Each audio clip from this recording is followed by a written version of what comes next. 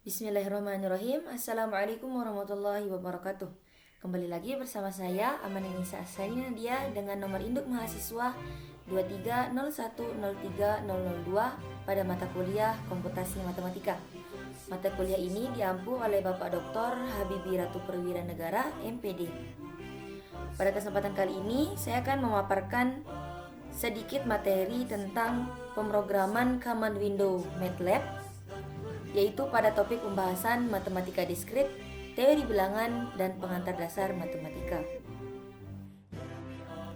Sebelumnya di sini kita sudah diberikan soal, yaitu ada beberapa materi yang akan kita coba jelaskan. Yang pertama yaitu ada tentang floor, cell, round, dan masih banyak lagi. Pertama saya akan jelaskan tentang apa itu floor, apa itu cell, dan apa itu round. Floor itu sendiri ialah fungsi yang membulatkan suatu angka ke bawah, yaitu ke bilangan bulat terdekat. Contohnya misalnya 4,8, maka itu akan melakukan pembulatan ke 4. Kemudian ada cell. Cell itu merupakan fungsi yang membulatkan suatu angka ke atas, yaitu ke bilangan bulat terdekat. Misalnya kita punya angka 4,2, maka akan dilakukan pembulatan ke 5. Kemudian selanjutnya itu ada round, ialah fungsi yang membulatkan bilangan bulat terdekat, dan jika angka di belakang koma adalah 0,5, maka pembulatannya bisa jadi ke atas atau bisa jadi ke bawah, tergantung aturan yang digunakan. Contohnya misalnya 4,3, yaitu ini dibulatkan ke 4. Selanjutnya kita akan lanjut kepada program MATLAB-nya. Kita akan mencoba membuat atau mengkonstruksikan floor, cell, dan juga round pada program MATLAB. Kita tuliskan floor dalam kurung, misalnya kita punya angka 4,8. Kita enter, maka hasilnya akan keluar 4. Mengapa 4? Karena dia melakukan pembulatan ke bawah. Kemudian selanjutnya kita akan mendefinisikan atau mengkonstruksikan sembarang domain dengan delta X, yaitu 0,001. Di sini kita coba ambil dengan delta X-nya 0 sampai dengan 10, di mana 0,2, kemudian menuliskan deltanya 001, titik 2, 10, kemudian titik koma, enter. Selanjutnya itu kita definisikan floornya, F sama dengan floor dalam kurung, kita masukkan domainnya atau X-nya, kemudian titik koma, enter. Selanjutnya itu kita akan menggambarkan floornya dengan menggunakan plot dalam kurung F, X, kemudian enter. Nah, hasilnya akan keluar seperti ini. Ini merupakan figure atau gambar dari floor. Kemudian selanjutnya kita akan menggambarkan cell.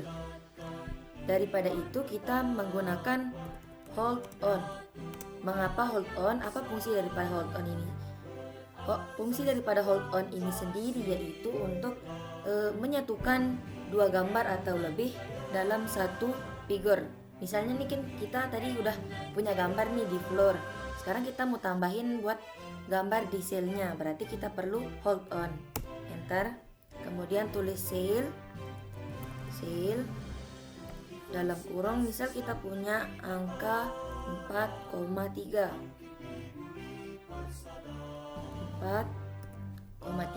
enter. Dia akan melakukan pembulatan ke 5, walaupun mungkin di sini ada koma 3-nya. Kemudian selanjutnya kita definisikan cell-nya, G sama dengan cell dalam kurung X. Kita masukkan nilai deltanya, kemudian titik koma, enter. Kemudian selanjutnya kita akan membuat gambarnya. Plot dalam kurung G, X, kita menggunakan petik 1 untuk membedakan warna gambarnya. Misalnya kita pakai warna merah, yaitu kita pakai huruf R, enter.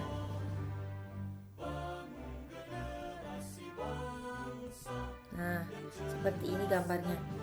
Yang biru ini merupakan floor dan yang merah ini merupakan sail. Kemudian selanjutnya yaitu kita akan membuat round. Kita ketikkan round dalam kurung, misalnya kita punya angka 4,5, enter. Dia akan melakukan pembulatan terdekat. Ini bisa jadi dia melakukan pembulatan ke bawah ataupun ke atas. Itu sesuai dengan situasi yang digunakan. Kemudian kita definisikan roundnya. Round sama dengan H sama dengan round dalam kurung X titik koma, enter. Kemudian menggambarkan plotnya, plot H, X, misalnya kita akan menggunakan warna hitam, maka kita gunakan huruf K, enter. Kita lihat. Nah, di sini sudah muncul plot dari floor, kemudian dari sail, dan dari round yang berwarna hitam. Kemudian selanjutnya di sini ada faktorial, permutasi, dan juga kombinasi. Faktorial itu sendiri ialah merupakan dari suatu bilangan bulat positif n dituliskan sebagai n faktorial. N faktorial ini maksudnya itu n dikali dengan n-1 dikali dengan n-2 dan seterusnya sampai dengan dikali 2 dan dikali 1. Contohnya nih, misalnya kita punya 3 faktorial, berarti 3 dikali 2 dikali 1, yaitu hasilnya 6. Kemudian selanjutnya yaitu ada permutasi. Permutasi itu ialah susunan urutan dari sekumpulan objek yang memperhatikan urutan. Ingat, yang memperhatikan urutan. Rumus dari permutasi itu ialah P dalam kurung N, R sama dengan N faktorial dibagi dengan N min R faktorial. Contohnya, berapa banyak cara menyusun 3 huruf dari 5 huruf yang berbeda? Kita tuliskan, kita masukkan ke dalam rumusnya, yaitu P dalam kurung 3,5 sama dengan 5 faktorial dibagi dengan 5 min 3 faktorial sama dengan 5 dikali 4 dikali 3, yaitu hasilnya 60 cara. Kemudian selanjutnya itu ada kombinasi. Kombinasi itu ialah cara memilih sejumlah objek dari sekumpulan objek tanpa memperhatikan urutan. Ingat, tanpa memperhatikan urutan.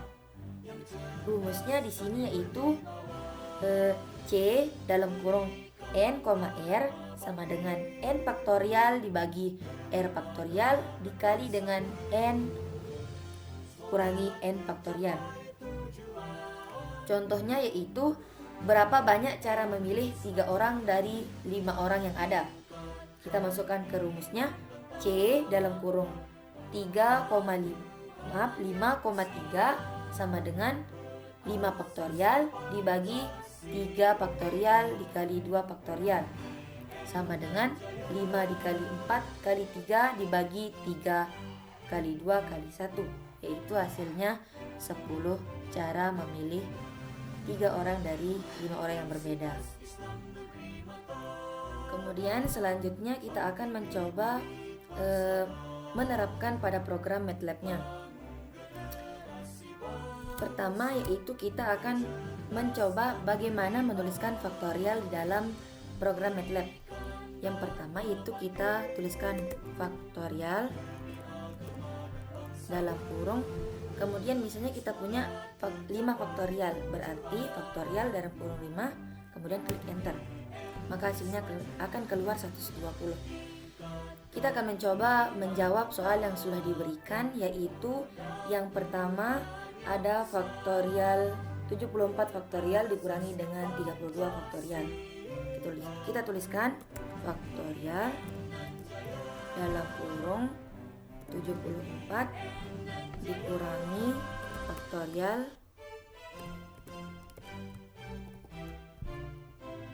32, kemudian klik enter. Nah, hasilnya akan keluar seperti ini. Kemudian soal yang kedua yaitu 6 faktorial dikali dengan 5 faktorial. Kita tuliskan faktorial dalam kurung 6 dikali dengan 5 faktorial. Faktorial 5.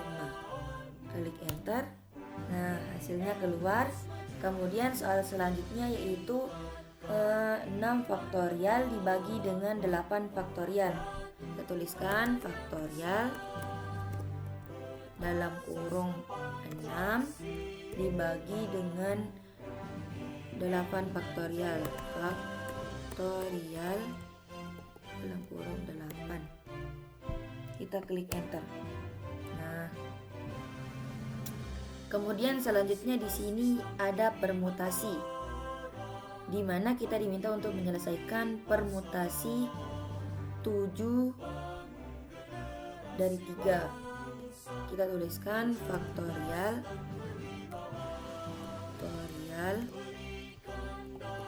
dalam kurung 7 dibagi faktorial 7 min 3 dikurangi dengan 5 faktorial dibagi 5 min 2 faktorial, dikurangi faktorial 5 dibagi faktorial 5 min 2, kemudian enter. Kemudian selanjutnya yaitu kombinasi. Bedanya di sini hanya menggunakan perkalian saja. Maksudnya dari rumus yang sudah kita ketahui pada permutasi, kita perlu menambahkan perkalian di dalam pengerjaannya. Misalnya nih, kita punya faktorial 8 faktorial dibagi dengan 8 min 4 faktorial dikali dengan 4 faktorial. Kita tuliskan ya, faktorial 8 dibagi dengan faktorial 8 min 4 dikurangi dikali dengan faktorial 4. Kemudian di sini ada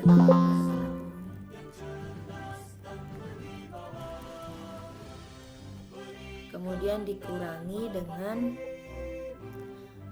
5 faktorial dibagi dengan 5 min 3 faktorial dikali dengan 3 faktorial. Kita tuliskan faktorial dalam kurung 5 dibagi dengan faktorial dalam kurung 5 min 3 dikali dengan faktorial dalam kurung 3. Kemudian klik enter. Nah, hasilnya akan keluar.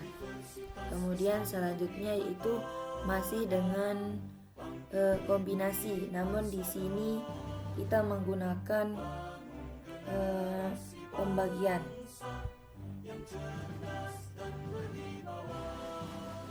Faktorial dalam kurung faktorial 10 dibagi faktorial 10 min 2 dikali dengan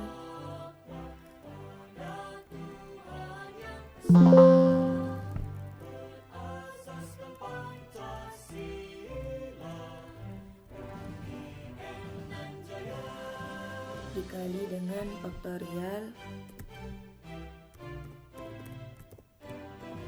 dalam kurung 2, kemudian dibagi faktorial yang kedua, kombinasi yang kedua, faktorial dalam kurung 5 dibagi dengan faktorial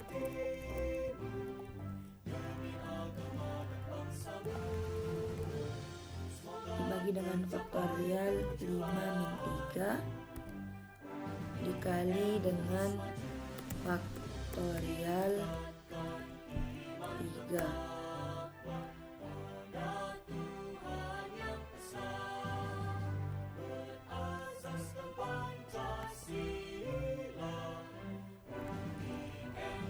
Kemudian klik enter.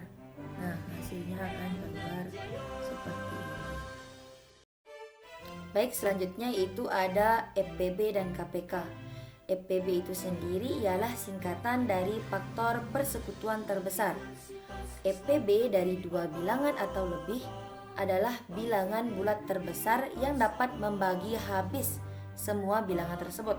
Contohnya di sini yaitu carikan FPB dari 12 dan 18. Kita cari dulu faktor-faktor dari 12 dan faktor-faktor dari 18.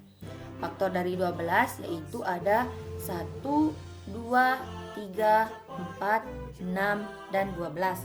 Kemudian faktor dari 18 yaitu 1, 2, 3, 6, 9, dan 18. Kemudian dari kedua faktor yang sudah kita temukan, kita lihat mana saja faktor yang sama. Kita lihat di sini ada 1, 2, 3, dan 6 yang dimana keempat angka ini ada di kedua faktor yang sudah kita cari tadi, yaitu antara 12 dan 18. Kemudian kita melihat mana faktor yang terbesar, yaitu di sini ada 6. 6 di sini ada di antara kedua faktor, yaitu ada di antara 12 dan juga ada di antara 18. Kemudian selanjutnya yaitu ada KPK. KPK itu ialah singkatan dari kelipatan persekutuan terkecil. KPK dari dua bilangan atau lebih ialah bilangan kelipatan terkecil yang dapat dibagi habis oleh semua bilangan tersebut. Contohnya di sini yaitu kita akan mencari KPK dari 6 dan 8. Langkah pertama itu kita cari masing-masing daripada kelipatan-kelipatan 6 dan 8. Kelipatan dari 6 yaitu ada 6, 12, 18, 24, 30, dan seterusnya. Kemudian kelipatan 8 yaitu ada 8, 16, 24, 32, 40, dan seterusnya. Langkah kedua yaitu kita cari kelipatan yang sama namun yang paling kecil. Kita lihat di sini yaitu ada 24. Itu yang paling kecil. Jika kita mencari kelipatan-kelipatan yang sama lagi, bakal ada banyak lagi kelipatan-kelipatan yang sama. Namun kita cari di sini yaitu kelipatan yang sama dan yang paling kecil, yaitu ada 24. Oke, selanjutnya yaitu kita akan mencoba menerapkan bagaimana pengerjaan FPB dan KPK itu dalam program MATLAB. Yang pertama kita tuliskan GCD untuk FPB. Kita misalkan mau mengerjakan soal yang contoh soal tadi, yaitu kita cari FPB dari 12 dan 18. Kita klikkan enter. Nah, hasilnya akan keluar otomatis seperti ini. Kemudian kita coba soal yang diberikan, yaitu FPB dari 24 dengan 1268. Ketik enter. Nah, hasilnya akan keluar 4. Kemudian selanjutnya yaitu ada KPK. KPK itu kita gunakan LCM dalam kurung, yaitu kita coba KPK dari 6 dan 8 pada contoh soal yang tadi. Kita klik enter. Nah, hasilnya akan keluar otomatis 24. Kemudian kita coba pada soal, yaitu ada KPK dari 65 dengan 135. Kita klik enter. Nah, hasilnya akan keluar seperti ini. Kemudian selanjutnya yaitu ada bilangan prima, bilangan real, modulo, dan segitiga Pascal. Yang pertama yaitu bilangan prima. Bilangan prima itu ialah bilangan bulat positif yang memiliki tepat 2 faktor, atau bisa kita bilang bilangan itu hanya bisa dibagi oleh dirinya atau dibagi oleh 1. Contoh bilangan prima yaitu 2, 3, 5, 7, 11, 13, dan seterusnya. Kemudian ada bilangan real. Bilangan real itu ialah semua bilangan yang dapat ditemukan pada garis bilangan. Contoh himpunan bilangan real, yaitu bilangan real dilambangkan dengan R besar.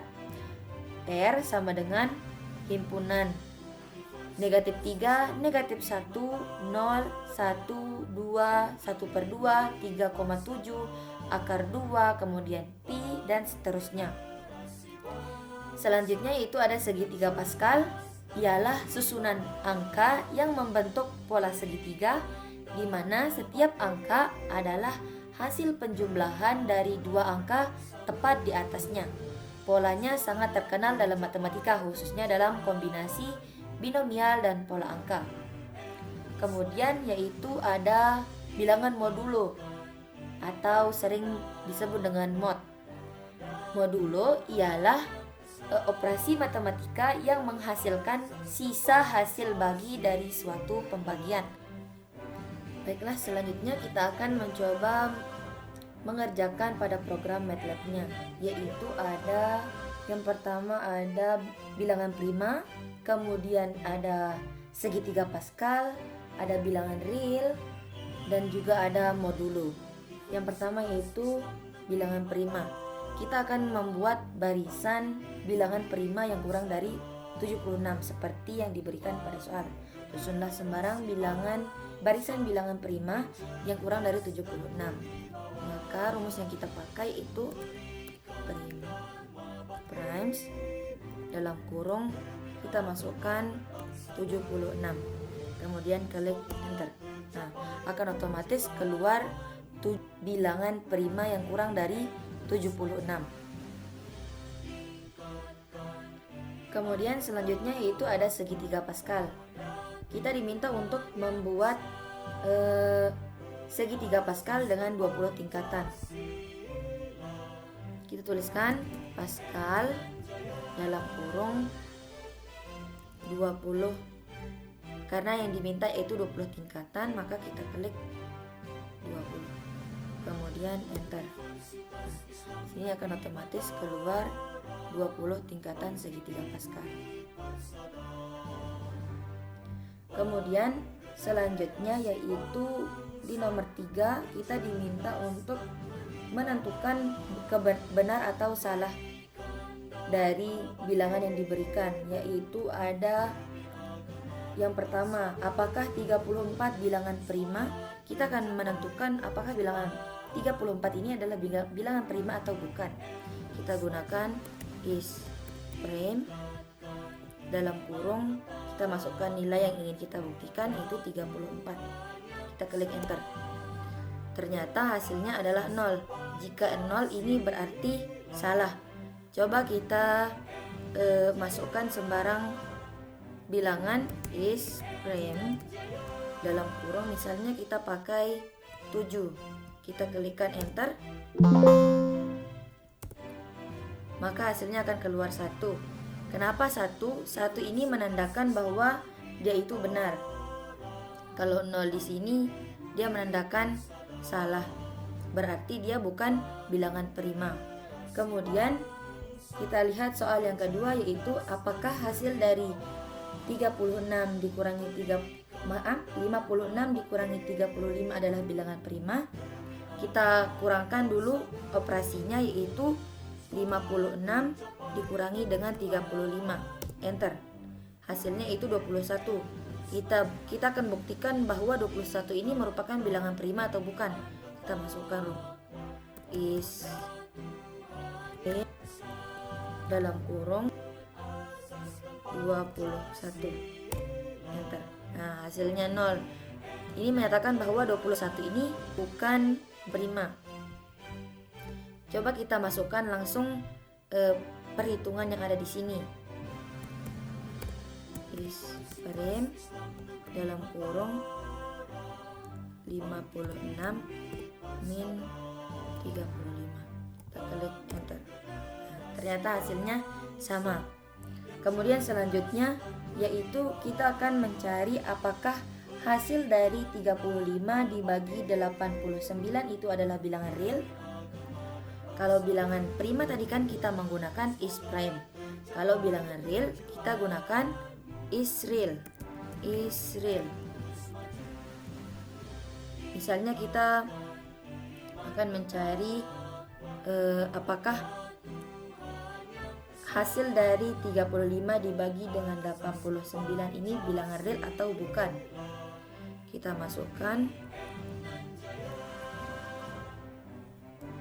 35 dibagi dengan 89. Kemudian diklik enter. Nah, hasilnya 1. Kenapa 1? Karena hasil dari 35 dibagi 89 ini adalah bilangan real. Coba kita lihat hasil dari pembagiannya, 35 dibagi dengan 89.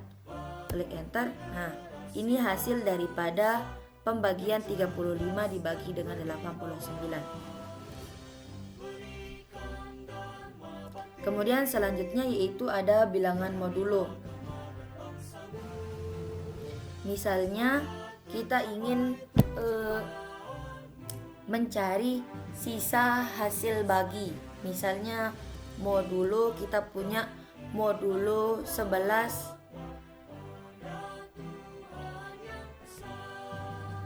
2. Kemudian enter. Nah, sisanya 1. Kenapa 1? Karena sisa pembagian dari 11 dari 2 itu menyisakan 1. Kemudian misalnya kita punya modulo 12,6. Klik enter, maka hasilnya 0 karena pembagian daripada 12 dan 6 itu tidak ada. Misalnya kita punya lagi modulo 15 dibagi dengan 4. Kita klik enter, maka hasilnya akan keluar 3. Karena 15 dibagi 4 itu sisanya 3. Kemudian di sini ada materi selanjutnya yaitu logika matematika. Di sini ada tabel kebenaran. Tabel kebenaran ialah tabel yang menunjukkan semua kemungkinan-kemungkinan kombinasi nilai kebenaran. Misalnya benar salah atau 1-0 dari sebuah pernyataan logika beserta hasil akhir dari ekspresi logika tersebut. Dalam logika ada 3 operator dasar, yaitu yang pertama ada negasi, kemudian disjungsi, dan ada juga konjugasi. Negasi itu membalik nilai kebenaran suatu pernyataan. Negasi itu menghasilkan salah jika benar dan benar jika salah. Kemudian yaitu ada disjungsi. Disjungsi atau or yaitu menghasilkan nilai benar jika minimal salah satu pernyataannya benar dan bernilai salah jika kedua-duanya salah. Sedangkan konjungsi atau and atau dan menghasilkan nilai kebenaran hanya jika kedua pernyataannya benar dan bernilai salah jika salah satu atau keduanya salah. Kita diminta untuk membuat atau menyusun tabel kebenaran yang terdiri dari 5 pernyataan atau 5 premis, lalu kita akan menentukan negasi, konjungsi, dan disjungsi dari tiap-tiap pertanyaan atau premis tersebut. Di sini kita sudah membuat tabel kebenaran 5 presisi dengan P, Q, R, S, dan T. Kemudian kita diminta untuk menentukan negasi, kemudian konjungsi, dan juga disjungsi dari kelima premis yang ada. Misalnya kita akan masukkan pada program MATLAB-nya. Selanjutnya yaitu kita akan masukkan nilai kebenaran yang kita punya tadi.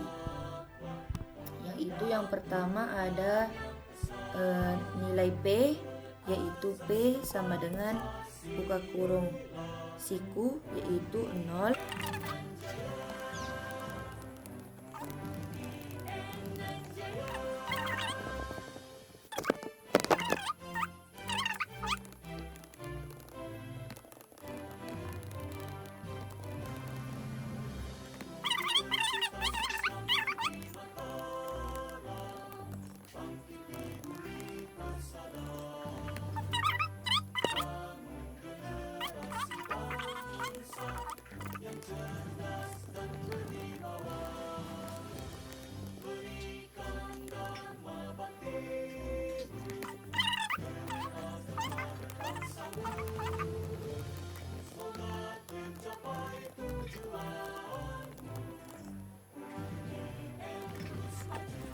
Setelah kita menuliskan nilai kebenaran dari masing-masing presisi, yaitu kita diminta untuk menentukan negasi, kemudian konjungsi dan juga disjungsinya. Kita bisa langsung menuliskan negasi. Misalnya kita ingin menegasikan P, maka kita tulis negasi P, enter. Ini merupakan hasil daripada negasi P. Kita juga bisa menggunakan not untuk menyatakan negasi. Not dalam kurung, misalnya kita ingin menegasikan Q, kemudian enter. Begitu seterusnya sampai dengan nilai kebenaran T. Kemudian selanjutnya yaitu ada konjungsi. Konjungsi itu bisa kita gunakan dan. Misalnya kita ingin memberikan konjungsi daripada P dan Q. Konjungsi P dan Q. Enter. Nah, ini hasil daripada konjungsi P dan Q. Konjungsi juga bisa kita gunakan dan. And dalam kurung P, misalnya kita konjungsikan S dan T. S, T. Klik enter. Hasilnya akan keluar secara otomatis. Kemudian selanjutnya itu ada disjungsi. Kita ingin mencoba P disjungsi Q. Misalnya kalau disjungsi itu kita pakai or dalam kurung P disjungsi Q, kemudian klik enter.